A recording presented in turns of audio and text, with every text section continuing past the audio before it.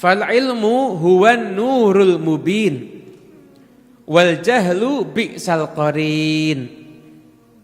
Ilmu itu adalah cahaya yang nyata. Ilmu itu adalah cahaya yang nyata. Dan sedangkan kebodohan adalah teman yang terburuk. Ilmu itu cahaya yang nyata. Ini. Nah tadi yang tentang baik atau buruk tadi itu, baik atau buruk tadi itu. Abu Jahal itu julukannya kalau di tengah orang Quraisy manggilnya apa? Abul Hakam, bapak kebijaksanaan. Jadi Abu Jahal menurut tradisi orang Quraisy di masa itu orang yang paling bijaksana, paling cerdas, paling hebat. Julukannya aja apa? Abul Hakam, bapak kebijaksanaan. Begitu disodorkan dengan syariat Islam, Allah ngasih gelar apa? Nabi Muhammad ngasih gelar apa? Abu Jahal. Loh, kebijaksanaannya dia, kehebatannya dia, kecerdasannya dia, ilmunya dia, itu kalau sudah diukur dengan syariatnya Allah dan syariatnya Rasulullah, jadinya bertentangan, maka dia sudah bukan hakim, bukan orang yang bijaksana, justru dia menjadi orang yang jahil, orang yang bodoh. Ini kenapa? Karena diukurnya semuanya itu menggunakan syariat. Nah, ilmu itu adalah cahaya yang nyata, cahaya yang nyata. Dikatakan dalam menurut Imam Fakhrur Razi itu ngasih perumpamaan yang luar biasa tentang ilmu itu adalah cahaya. Nah, saya kasih contoh ya, yang dari sini saya terjemahkan langsung ke bahasa yang mudah dipahami. Lalu saya baca letter lek, insya Allah jenengan tambah mumet. Saya aja bacanya pertama juga mumet tuh.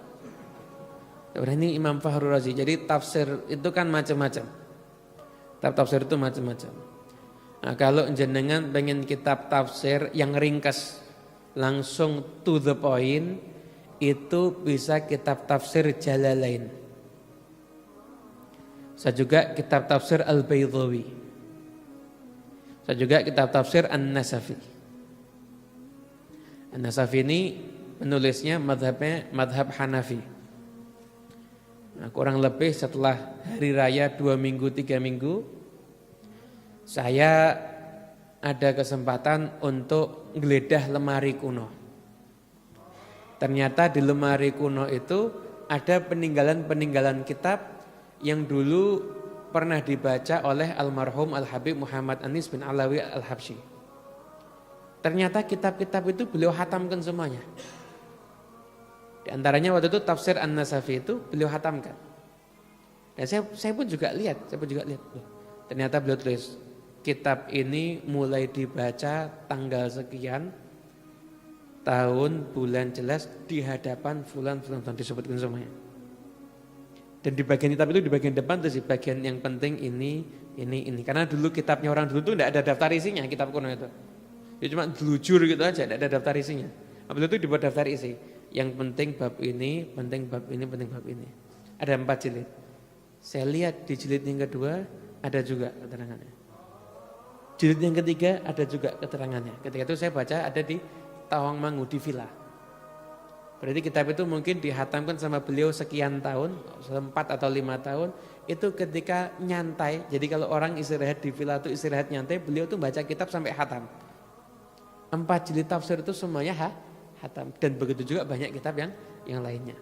Nah, kalau Anda pengen tafsir tapi yang to the point, itu Jalalain, Baydhawi, An-Nasafi itu to the point. Kalau pengen tafsir yang banyak riwayat-riwayatnya, riwayat atharnya, itu bisa Ibn Katsir, At-Tabari, atau Ad-Durrul Mansur Imam As-Suyuti.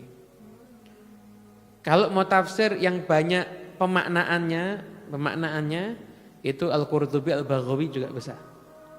Kalau mau tafsir yang sangat meluas, pengen banyak ceritanya, Imam Al-Alusi. Tafsir yang banyak sisi psikologisnya, bahas sisi psikologis, bahas sisi tentang pemikiran manusia dan sebagainya, itu tafsir Fakhrur Razi.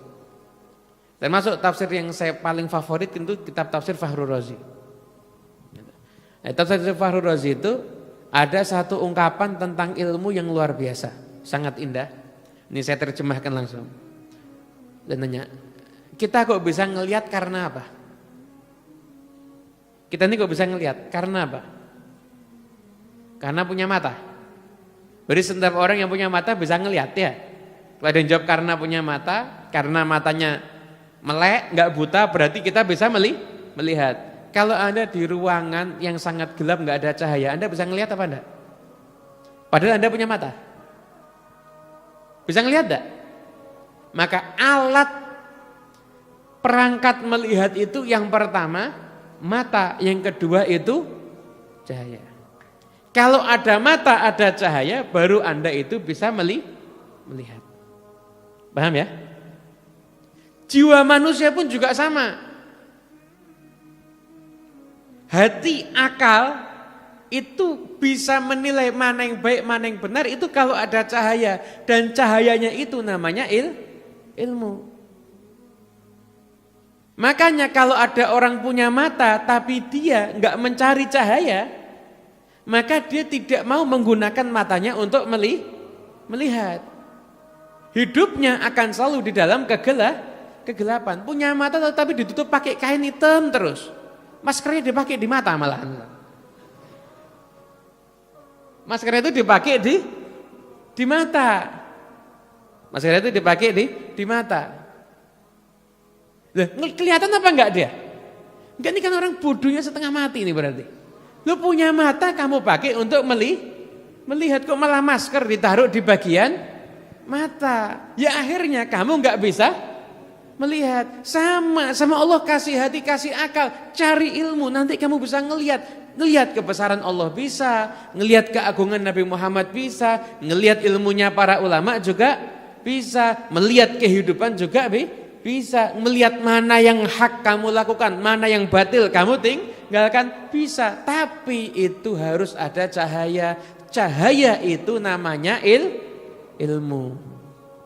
Itu. Nah orang kalau ilmu itu cahaya yang nyata, maka dengan ilmu itu orang akan bisa melihat. Maka orang yang berilmu itu hidupnya tuh banyak tenangnya.